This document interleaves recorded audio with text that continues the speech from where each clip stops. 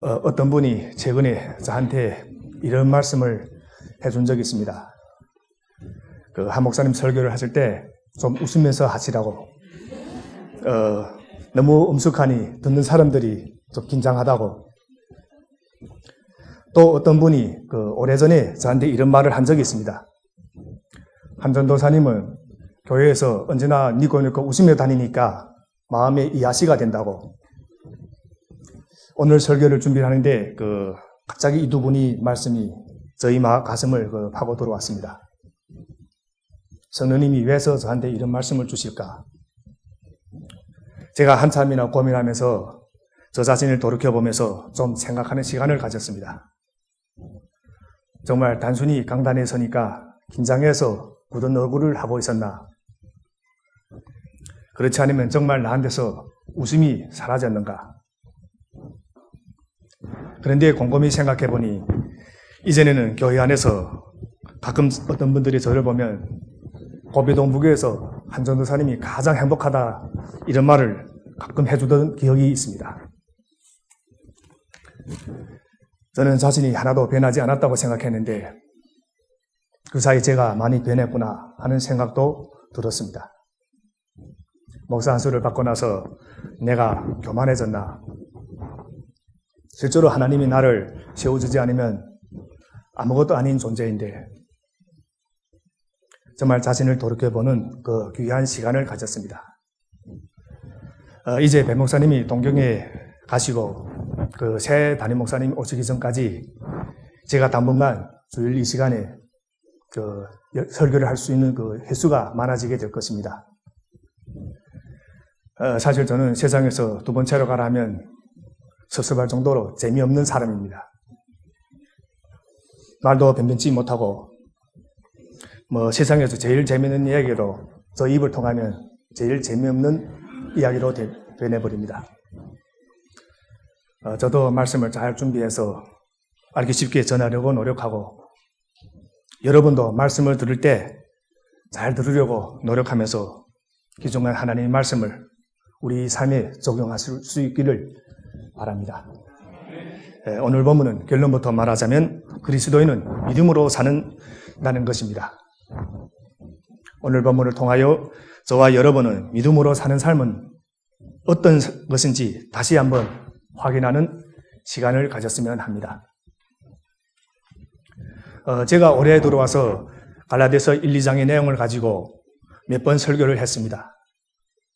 그 사이에 시간이 많이 흘러서 여러분이 내용을 거의 기억하지 못할지 모르겠지만 갈라디아서는 이제 3장에 들어왔습니다.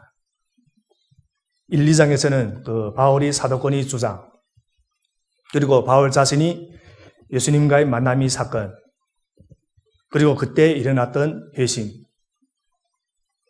혹은 사도로서의 부름을 받았던 사건, 베드로와의 관계에 있어서의 에피소드, 그리고 무엇이 신앙에 있어서 가장 중요한 것인가를 명백히 밝히는 내용들이 나와 있었습니다. 이것들을 포함해서 바울은 오늘 본문이 포함된 3장에 있어서는 갈라디아 교회의 성도들이 문제에 직접 들어갑니다. 그런데 그 말하는 방식이 아주 인상적인 말이 되어 있습니다. 어리석은 갈라디아 사람들이요. 이렇게 서두를 시작함으로써 직접적으로 갈라디아 교회의 성도들에게 말을 시작하고 있습니다. 어리석은 갈라디아 사람들이요. 이 말씀은 상대방에 아주 모욕감을 주고 있을 뿐만 아니라 아주 도전적인 말입니다. 여기서 우리는 사도 바울이 갈라디아 교회 성도들에게 느끼는 실망감과 탄식 혹은 슬픔에 젖어 있는 모습을 볼 수 있습니다. 갈라디아 교회 성도들이 바울의 전도를 통하여 복음을 받아들였고 예수님이야말로 유대인과 이방인 사이의 단벽을 넘어서서 모든 자에게 구원에 이르게 하는 분이라는 사실에 눈을 뜬 것도 그렇게 오랜 사건은 아니었습니다. 그런데 그들이 이렇게 빠른 시일에 진정한 복음으로부터 멀어지고 율법을 지키는 것에 구원에 이른다는 거짓 교사들이 가르침에 넘어갔다는 사실에 바울은 큰 충격을 느꼈다고 봐도 과언은 아닐 것입니다. 여기서 어리석은 갈라디아 사람들이라는 말씀은 생각 없이 행동했다가 큰 낭패를 보는 사람들에게 쓰는 말입니다. 즉 갈라디아 교회 성도들이 영적 분별력을 상실한 채 아무 생각 없이 거짓 교사들이 가르침을 따른다는 것입니다. 그래서 바울이 이 생각 없는 사람들아 생각 좀 해라 이렇게 책망하고 있는 것입니다. 그러나 이런 질책이 말로 서두를 뗀 다음 그 다음부터는 여러분이라는 말을 반복해서 사용하는 것을 볼 수 있습니다. 여기서 알 수 있다시피 어리석은 갈라디아 사람들이라는 이 말 속에는 갈라디아 교인 성도들이 느끼는 책망의 감정과 동시에 사랑의 감정도 함께 포함되어 있었다고 볼 수 있습니다. 어리석은 갈라디아 사람들이요. 이렇게 서두를 떼고는 바울은 1절부터 5절까지에 이르러 6가지 질문을 동시에 열거하고 있습니다.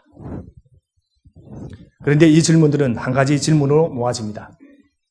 즉 성도는 행위로 성령 하나님을 경험했는가 아니면 믿음으로 성령 하나님을 경험했는가 이 문제입니다. 우선은 첫 번째 질문인데 1절에 나옵니다. 예수 그리스도께서 십자가에 못 박히신 모습이 여러분이 눈앞에 선한데 누가 여러분을 홀렸습니까? 그리고 두 번째 질문인데 그것은 2절에 나옵니다. 여러분은 율법을 행하는 행위로 성령을 받았습니까? 그렇지 않으면 믿음이 소식을 들어서 성령을 받았습니까? 세 번째 질문은 3절 그 전반절에 나오는데 여러분은 그렇게 어리석습니까? 그리고 네 번째 질문은 3절 후반절인데 성령을 시작하였다가 이제 와서는 육체로 끝마치려고 합니까? 다섯 번째 질문은 4절입니다. 여러분이 그 많은 체험은 다 허사가 되었단 말입니까? 참말로 허사였습니까? 마지막 6번째 질문은 5절에 나오는데 두 번째 질문과 좀 반복되는 부분이 있지만 이것도 하나의 질문으로 되어 있습니다. 바울은 이처럼 계속해서 6가지 질문을 갈라디아 교회 성도들에게 던지고 있습니다. 바울은 실제로 이 6가지 질문에 대해서 그 대답을 확실히 알고 있었습니다. 그러나 이렇게 물음으로써 바울은 갈라디아 성도들에게 자신들이 무엇을 잘못해서 바울에게 이런 질문을 받고 있는지 마음속으로 생각하는 시간을 주고 싶었을 것입니다. 그 6가지 질문을 오늘 하나씩 해석하려면 그 시간적으로 어렵기 때문에 제가 첫 번째 질문과 두 번째 질문만 정리해서 해석하겠습니다. 바울은 갈라디아 교회 성도들이 지금 상황을 보면서 그들이 누구인가에 의하여 걸려있는지 잘 이해하고 있었습니다. 1절을 보면 눈앞에 선한데 이 말이 나오는데 이는 형상을 새겨서 또는 그림을 그려서 눈으로 확실히 볼 수 있게끔 나타내는 것을 말합니다. 즉 바울은 갈라디아 교회의 복음이 진리를 눈에 선명하게 보일 정도로 아주 명확하고 분명하게 전달했습니다. 마치 그들 앞에서 예수님께서 십자가에 못 박혀 죽으신 것처럼 그렇게 생생하게 전했다는 것입니다. 그리고 그들은 그 십자가의 복음을 받아들였다는 것입니다. 그런데 그들이 지금 이 복음으로부터 떠나서 역시 자신이 노력에 의해서 율법을 지키지 않으면 구원을 받을 수 없다는 거짓 교사들이 가르침에 넘어갔다는 것입니다. 물론 오늘 본문에 나오는 갈라디아 교회 성도들을 유혹한 거짓 교사들은 한 번도 예수님이 십자가의 대속의 은혜를 부정한 적이 없습니다. 그들은 반드시 이 예수님이 대속의 사건을 믿고 죄 사함이 은혜를 받아야 된다고 말했습니다. 그러나 그들은 이것과 더불어 할례를 받고 모세의 율법을 지켜서 유대인이 되어야만 참으로 구원받은 하나님의 백성이 될 수 있다고 주장했을 뿐입니다. 그러나 이들의 주장은 사실상 그리스도의 십자가를 완전히 무효화시키는 것이 됩니다. 십자가가 명백하게 보여주는 것은 인간 스스로의 노력과 행함으로는 절대로 구원받을 수 없다는 것입니다. 그런데 이런 일이 갈라디아 교회에만 있는 것이 아닙니다. 오늘날 우리에게도 얼마든지 이런 일이 일어날 수 있습니다. 교회사적으로 보면 늘 이 문제가 교회에 나타나서 교회로 하여금 어려움을 겪게 한 경우가 끊임없이 이어져 왔고 오늘날도 지속되고 있습니다. 우리 자신을 잘 돌아봐야 합니다. 정말 내가 십자가가 나타내고 있는 의미를 늘 분명하게 깨닫고 인식하면서 신앙생활을 하고 있는지 돌아볼 필요가 있을 줄로 믿습니다. 그냥 아무 생각 없이 내 감정에 따라 내 기분에 따라 왔다 갔다 하는 신앙생활을 하고 있지는 않는지 자신한테 항상 질문을 던질 필요가 있습니다. 십자가가 명백하게 보여주는 그 의미에 대해서 깊은 깨달음이 있을 때 우리 신앙생활에 놀라운 변화가 있게 될 것입니다. 내가 십자가 앞에서 죄인이라는 사실과 십자가에 나타난 하나님이 지극한 사랑과 오직 이 십자가의 은혜로 구원받았음을 깨닫게 될 때 우리는 비로소 제대로 된 신앙생활을 할 수 있고 쓸데없이 방황하지 않게 됩니다. 생각 없는 사람이 되지 말고 늘 십자가의 의미를 생각하면서 신앙생활하는 저와 여러분이 되기를 바랍니다. 자신이 힘으로 구원에 이르려고 하는 인간 자신의 노력을 바울은 오늘 본문에서 분명하게 부정하고 있습니다. 그 대신 십자가에 달리신 예수 그리스도에게 자신을 맡기고 믿기만 하면 구원을 얻는다는 것을 바울은 갈라디아 교회의 성도들에게 전하고 있습니다. 바울은 갈라디아서뿐만 아니라 언제 어디서나 똑같은 내용으로 복음을 전했습니다. 때문에 교회는 다른 것은 몰라도 십자가의 복음만은 끊임없이 전해야 할 책임이 있습니다. 왜냐하면 십자가의 복음이야말로 죄가 있는 인간에게 유일한 기쁨이 소식이기 때문입니다. 그리하여 복음을 듣는 것으로 인해 사람들이 마음이 움직이고 믿으려고 하는 마음이 성령님이 일하셔서 한 사람 한 사람이 마음속에 믿음이 형성되는 것입니다. 바울은 그 과정을 오늘 본문 2절에서 성령을 받는다고 말하고 있습니다. 2절입니다. 2절 우리 함께 읽어보겠습니다. 여러분은 율법을 행하는 행위로 성령을 받았습니까? 그렇지 않으면 믿음이 소식을 들어서 성령을 받았습니까? 여기서 우리가 분명히 알고 넘어갈 것이 하나 있습니다. 믿음도 하나님이 우리에게 선물로 주셨다는 사실입니다. 로마서 10장 17절에 다음과 같은 말이 기록되어 있습니다. 그러므로 믿음은 들음에서 생기고 들음은 그리스도를 전하는 말씀에서 비롯됩니다. 이처럼 시작된 믿음은 고린도전서 12장 3절 후반절에 의하면 다음과 같은 성격을 가지고 있습니다. 성령을 힘입지 않고는 아무도 예수는 주님이시다 하고 말할 수 없습니다. 이 두 성경 말씀을 종합해서 이어놓으면 다음과 같은 뜻이 됩니다. 듣는 것에서 생겨난 믿음은 성령이 도움을 받아서 예수 그리스도는 나의 구주이시다 라는 고백까지 이르게 된다는 것입니다. 이 고백은 성령이 도움이 없이는 할 수 없다는 의미에서 믿음은 성령의 은사라고 말할 수 있는 것입니다. 이처럼 듣는 것에서 믿음이 생겨날 때 그 사람에게는 이미 성령이 일하고 계신다는 사실을 오늘 본문이 가르쳐주고 있습니다. 갈라디아 교회의 성도들은 그들이 행위라든가 공적에 의해서 믿음을 받았던 것은 아닙니다. 그들이 좋은 일을 했기 때문에 성령을 받았던 것도 아니었습니다. 그들이 성령을 받았던 것은 율법을 지켜서가 아니라 십자가의 복음을 듣고 믿겠다고 고백할 때 동시에 성령을 받았던 것입니다. 그런 의미에서 우리들이 받고 있는 세례는 죄의 용서함을 받는 증거인 동시에 세례받을 때 성령이 우리들에게 임하고 하나님이 우리를 붙잡아 주셔서 너는 나 외에 다른 것은 주인으로 삼을 필요가 없다. 이렇게 알려주는 은혜의 증거이기도 합니다. 이처럼 갈라디아 교회의 사람들의 믿음도 성령이 인도하심에 따라 시작되었던 것입니다. 하나님의 은혜를 입고 새롭게 태어나서 변화된 기쁨과 함께 그들의 믿음은 시작되었던 것입니다. 그러므로 믿음이란 내가 구원을 얻기 위해서 내가 믿어 주었다는 것, 그런 식이 아니라, 그리고 또 다시 말해서 인간 스스로가 하나님께 내세워서 하나님으로 하여금 나를 구원하지 않으면 안 되도록 요구할 수 있는 그런 식의 공로가 아니라는 것입니다.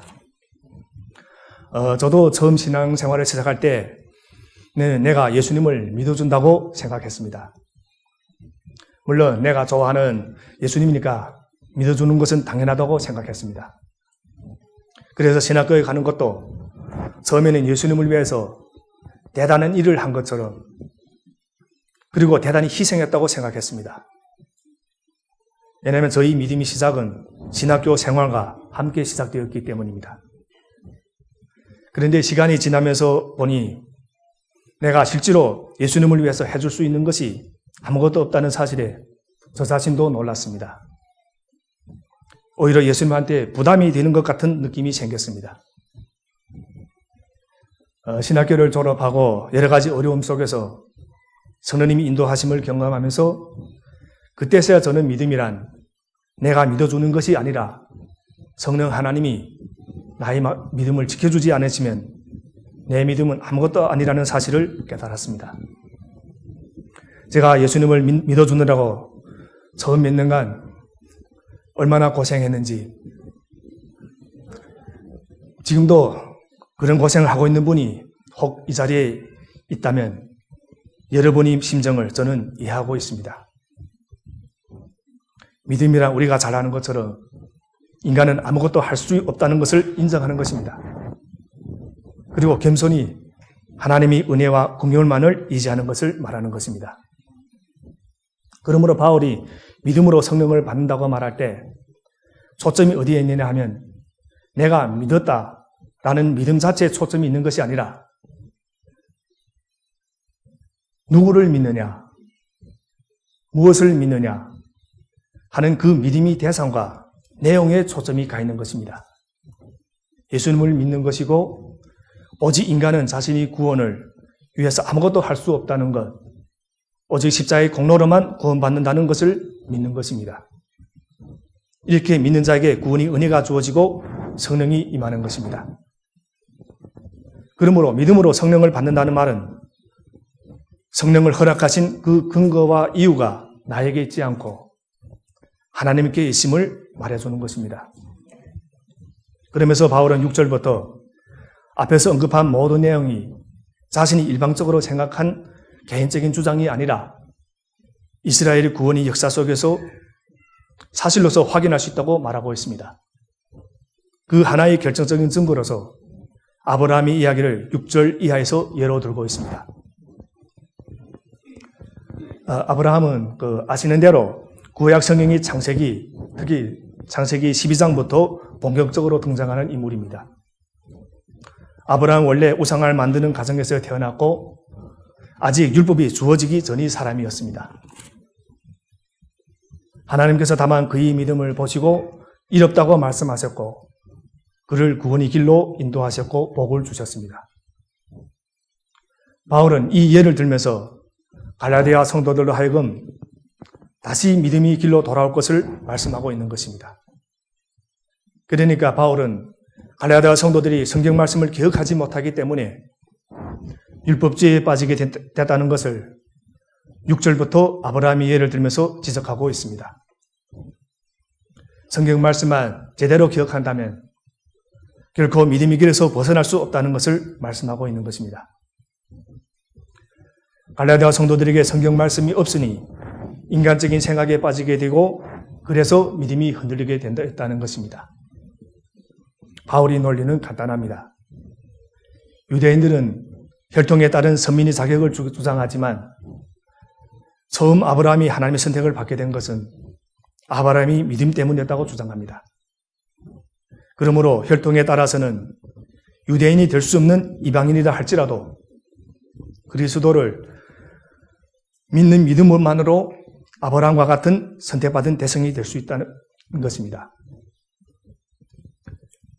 아브라함이 믿음으로 하나님의 백성이 된 증인이고 처음 사람이기에 아브라함은 모든 믿는 사람들이 믿음이 조상이도 한 것입니다. 이제 믿음으로 이롭다함을 입은 우리들은 다른 믿지 않는 사람들을 하나님께로 이끄는 축복의 근원이 되어야 할 차례가 되었습니다. 그리스도 예수의 사랑 안에서 꿋꿋하게 현실을 이기는 모습을 통해 민자의 본을 보여줘야 할 줄로 믿습니다. 인생의 의미를 찾지 못하는 사람에게 하나님 앞에 선 인간의 실존이 얼마나 고귀한지를 깨닫게 해주는 세상을 향한 축복의 통로가 되시기를 바랍니다. 우리 믿는 자들은 어려운 일을 당하게 되면 보통 세 가지 말을 듣게 됩니다. 하나는 주변 사람들이 말인데 욥이 친구들처럼 이 말은 한편으로는 타당한 이야기 같지만 그러나 결정적인 도움이 되지는 못합니다. 그리고 다른 하나는 사탄의 말인데 이 말은 우리를 더 깊은 수렁으로 이끌고 들어갑니다. 그리고 하나님의 말씀입니다. 이 말씀을 들어야만 우리가 그 어려움을 극복할 수 있습니다. 이 하나님의 말씀을 듣게 될 때 우리는 믿음의 길로 굳게 나갈 수 있습니다. 오늘 말씀을 결론 짓겠습니다. 믿음으로 사는 사람들은 우선 율법을 통해 자기 죄를 깨닫습니다. 자기 무능을 철저하게 통감하고 자기 힘으로 구원을 이룰 수 없다는 사실을 뼈저리게 깨닫습니다. 그리고 나서 예수님만 바라보고 성령님이 능력을 힘입습니다. 하나님께서 자기를 사랑한다는 사실을 믿고 하나님께서 자기와 함께 하심도 깨닫습니다. 어떤 상황 속에서도 예수님을 바라보고 하나님 중심으로 살면서 자신이 하고 있는 모든 일에 성령님이 함께 일하고 계신다는 것을 믿는 사람들이 믿음으로 사는 사람들입니다. 이렇게 믿음으로 사는 사람들에게 그 믿음을 지켜가기 위해서 잊지 말아야 할 것이 하나 있습니다. 하나님이 은혜입니다. 이 절을 보면 바울이 갈라디아 교인들이 어리석게도 율법주의에 빠지게 된 것을 책망하면서 이렇게 묻고 있습니다. 여러분은 율법을 행하는 행위로 성령을 받았습니까? 그렇지 않으면 믿음의 소식을 들어서 성령을 받았습니까? 갈라디아 성도들이 은혜 받고 성령 받은 것이 자기들이 율법을 잘 지켜서 그 자격 때문에 된 것이 아니라는 것을 갈라디아 성도들은 잘 알고 있었습니다. 저들이 성령 받은 것은 다만 하나님이 은혜였고 듣고 믿었기 때문이라는 사실도 잘 알고 있었습니다. 문제는 그들이 그 은혜를 잊어버렸기 때문에 율법주의에 빠졌던 것입니다. 그렇습니다. 우리가 하나님의 은혜를 잊어버리면 믿음이 흔들리게 됩니다.